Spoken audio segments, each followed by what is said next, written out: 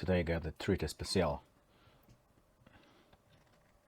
This dude, it is Sony 200 to 600 millimeters. I guess the main question is this lens useful on a crop sensor body? For disclosure, the lens is not mine. I rented this for 2 days.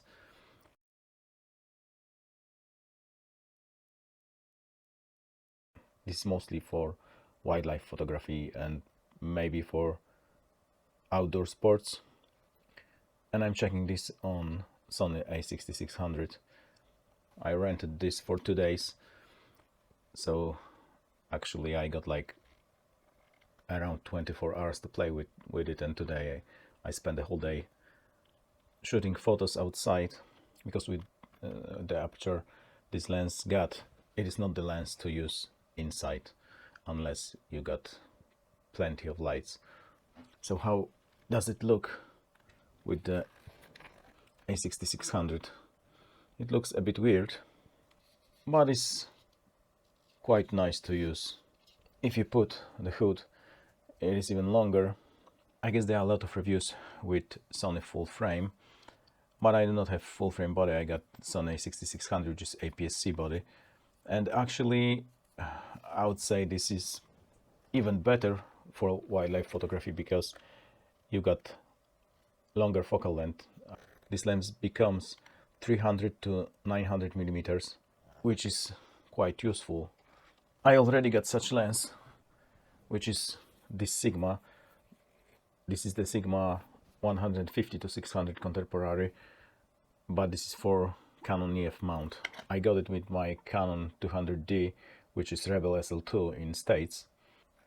It seems smaller because it is smaller, but there is a caveat to that. This is 200 to 600, and at the moment the lens is at 200 millimeters. Now it's at 600 millimeters. This is Sigma at 150. This is Sigma at 200, and this is Sigma at 600. So now the Sigma size is a bit longer than the Sony lens, but you cannot mount it on the Sony body because you need MC11. So if I put MC11, then this lens is longer, like 3-4 centimeters longer, and it's really front heavy because the biggest elements now are moved to the front. So in terms of size, this actually becomes bigger when you extend the lens, and it's not that nice to handle. So I'd say regarding the size, it's either Thai or Sony is better, because it is easier to handle. This is not that front heavy as Sigma, although the difference is not very big. What is the weight difference?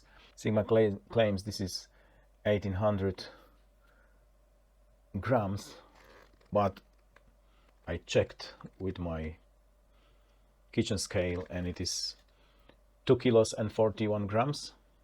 So this is without Sigma MC11 and without the front cover. With Sigma MC11 it is actually 2 kilos 165 grams, so more than 2 kilos. So I don't know where from they got that numbers, but it's more than 2 kilos. And with A6600 it is around 2 kilos and 700 grams. What about Sony? Sony claims it is 2 kilos and 115 grams, although weighted without front and rear cover it is 2 kilos 400 grams, so 2.4 kilos. Although you don't have MC11 here, it is still heavier, but I'd say it is not that front heavy as the other one. So, and also the shape is different, but if you're shooting on the tripod then it doesn't matter.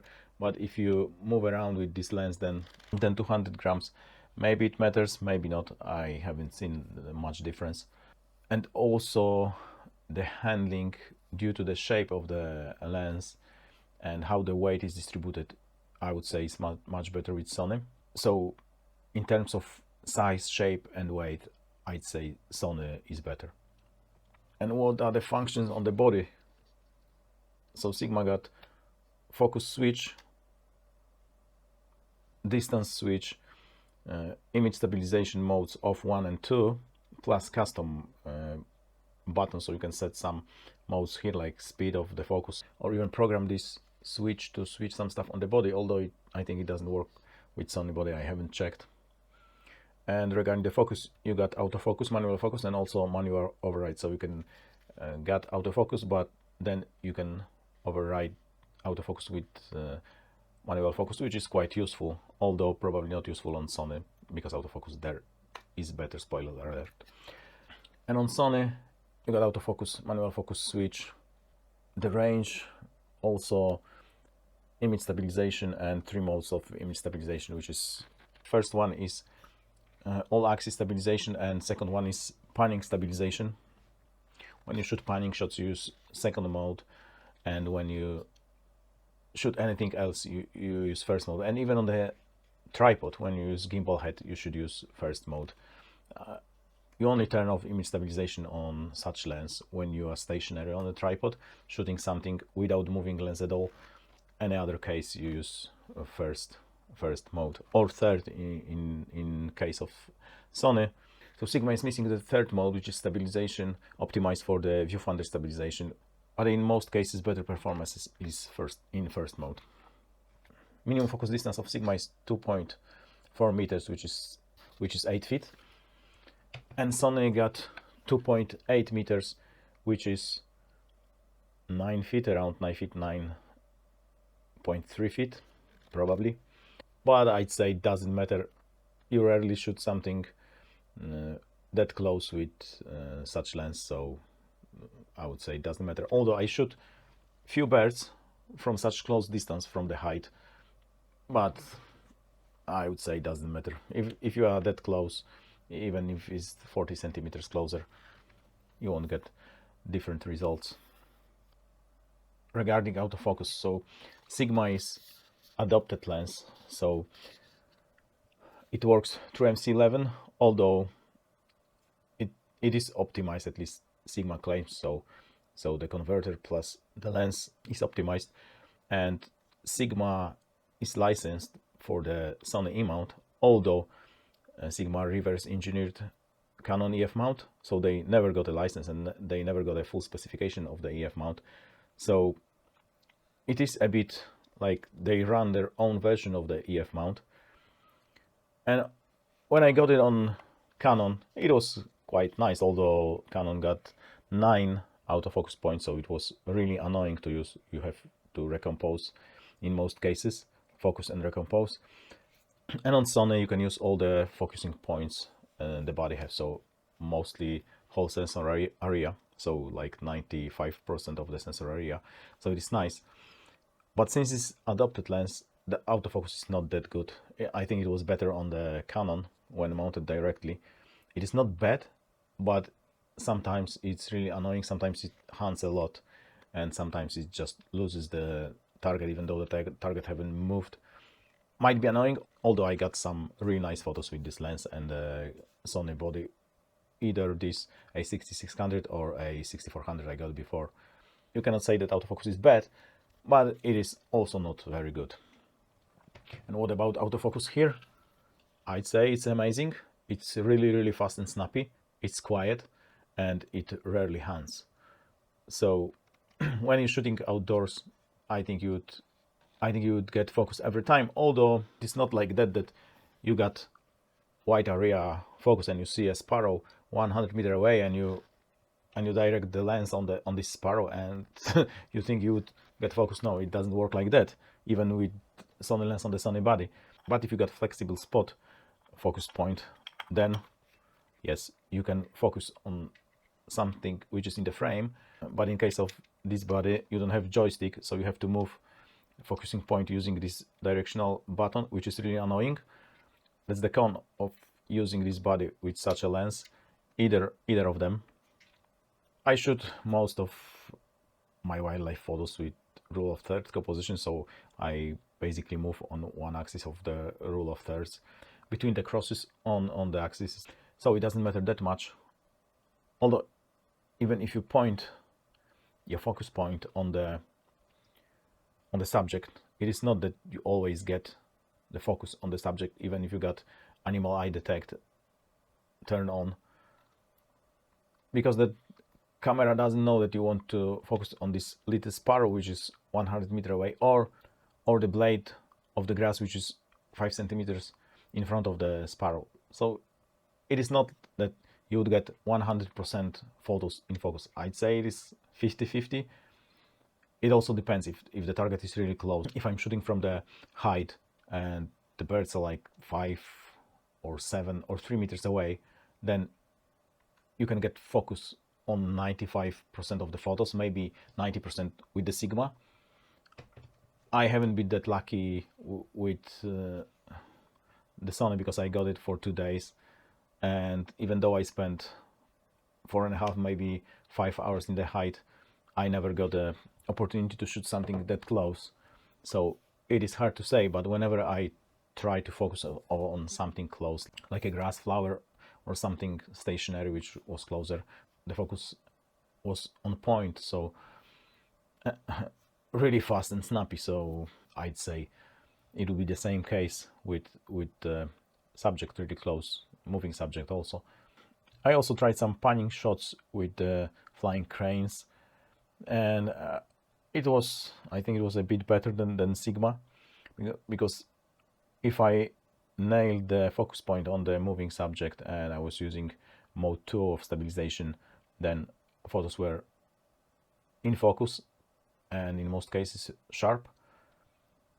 So either so for panning shots, Sony is better than Sigma for sure, and it works really nice with the A6600 body.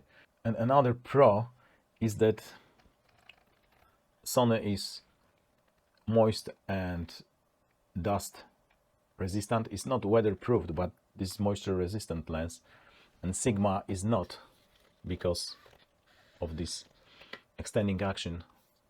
So if water drips here, there is some gasket, but they do not guarantee that this is water resistant or splash resistant. So whenever I shoot and it starts raining, I put it under my jacket or into the backpack, because you may damage this lens even with smallest rain if water gets inside. So, and this one is kinda waterproof, although they do not say it is weather resistant, which means if it snows and rains heavily, you shouldn't use it under the weather. Some time ago I wanted to buy this Sony, but the price is quite high, especially in the second world country, which Poland is. So in Poland this one is still a bit more than 1,000 bucks,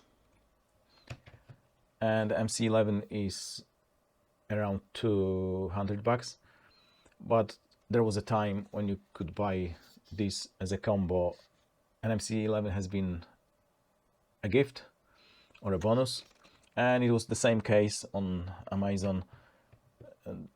There were deals with MC11 included, and in Poland this one is 2,100 bucks, so almost twice as expensive as Sigma, but I think the performance of this lens is like 4 times better or more.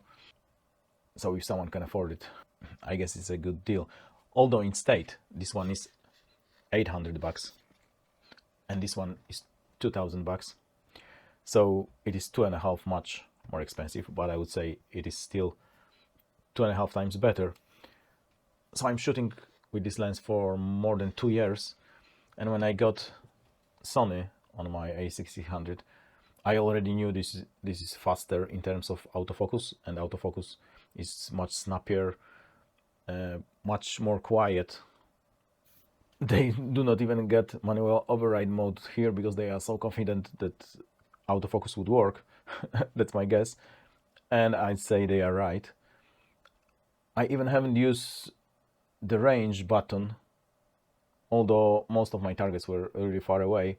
But when I tried focusing on something close and something far away, it was always on point, as I said.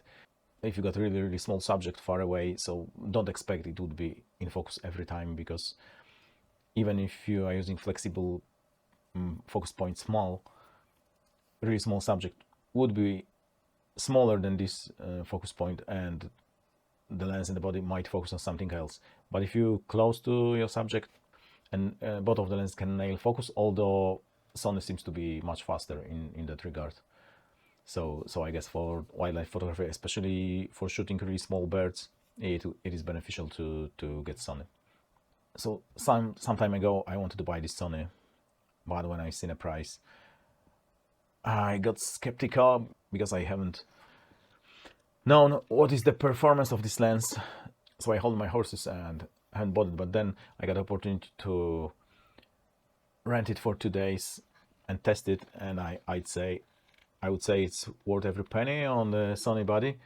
So I was really positively surprised with the performance of this lens. Although if you expect to have every photo in focus with every subject, however far away the subject is, you would be disappointed, because it is not how this works. So I haven't managed to get any decent photos. I shot some cranes, some roe deers, some geese, and some other smaller birds, but all the subjects were quite far away. I even got to some spots when I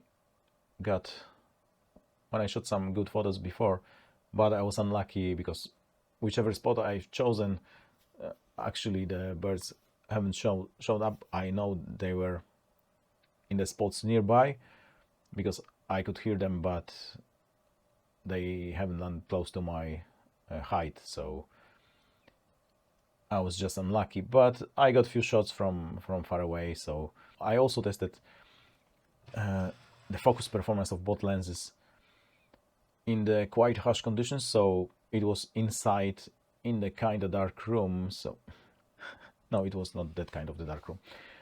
So it was kind of low light scenario inside. And so there would be examples. So generally you use such lenses outside when it is bright. Even shooting this in the morning or in the evening during the blue hour is not recommended, because the both of them are 6.3 at the long end, so they are not that fast. But I guess with the full frame body you can get away even shooting during the blue hour, and during the golden hour you are totally fine. But with A6600, I'd say you shouldn't go above 1600 ISO. Maybe 2500 is still okay. 32, if you use noise removal in post, yeah, you can work with that also. But generally 1600 and below is recommended with this body, I'd say. So I'm positively surprised with the Sony, but I got only one complaint. And the question, why this lens is white? It is really annoying, because I can get much closer with Sigma, for example, to roe deers, when I don't even wear a camo, but I wear something which is familiar to the color of the background, and I can get quite close with Sigma because it's black. And with this Sony, they just like, oh, there is something bright moving, we are running away. So you need a lens coat right away for this if you want to shoot even from the height, because if you stick this black white hood out of the height, then you might scare your subjects. So I'd say lens coat is necessary for this one. I think that's my only complaint. And of course the price. Would I buy it? Yes, if I could afford it, I would buy it for any Sony body. I mean, any modern Sony body. So A7 III, A9, A6600, A6400, maybe even A6100. I'm not sure about the older APS-C models, because they got different autofocus mechanism and different algorithm actually, and worse processor. So I'm not sure how this work with the older bodies. But any modern Sony body and this lens is an amazing thing for wildlife photography. So yes, I would buy it if I could afford it. Maybe I would buy it next year, maybe in 2 years, hard to say. At the moment I would use my Sigma and struggle a bit with the focus. And regarding the autofocus test inside, it was low light scenario, so I knew that the lenses would struggle, although when you use continuous focus and you press the focus button on the target, this almost never hands. It acquires focus almost immediately. But when you use continuous autofocus and you use autofocus button pressed and then you move the lens, then sometimes it struggles and sometimes it haunts. In this low light scenario, I never seen this behavior outside, so I'd say it is only low light scenario when this happens, and when you use continuous autofocus with the focus button pressed, and when you move the stuff, when you move the lens, and when you use it that you press the focus whenever you move the lens, then maybe haunted once during this low light scenario inside, but the rest was just on point and snappy, quiet and really fast. And with the Sigma it struggled a lot, and I think it struggled less with the autofocus button pressed, but sometimes it couldn't acquire focus at all, so I was helping with manual focus, the manual override, and even though sometimes this lens was not able to get focus right. Of course this was low light scenario, but it is the same sometimes outside in the middle of the day when it's bright and sunny, and it got such a behavior, so you have to move manual focus ring to the infinity or to the minimum, and then press focus button again, which might be annoying and which might cost you the opportunity to shoot nice photo, especially when you're shooting small birds. When they move around and they move quickly, they never stay in the same place for longer than 5 seconds. But this is 2.5 times cheaper in States. If you got MC11 already, if you need MC11, then it is 2 times cheaper. So the choice is yours, but even if I would have to gather money for additional year, I would probably choose this one, or I guess that there are options to rent. But generally this Sony is a really nice lens for wildlife shooter, a must have. Unless you already got 400 f2.8 and 600 f4, then maybe not, but the possibility to zoom is really flexible. And also regarding the zoom action in Sony is around 70 degrees maybe of a turn, so this is whole range. And on Sigma it is actually almost 180 degrees to turn this, so it is much bigger move. But since it is bigger range of a move, then you can dial it more precisely, but also it is much stiffer than the Sony. And the focus ring on Sigma is really small, so it's not that easy to grab it. And the plus that there is a distance window, although you don't use it that much. So, and the plus of the Sony is that there is a custom button, so you can customize and put something and put a shortcut to this button. So it is another pro of this lens. So actually positively surprised. A really nice piece of gear. Cheers, mate.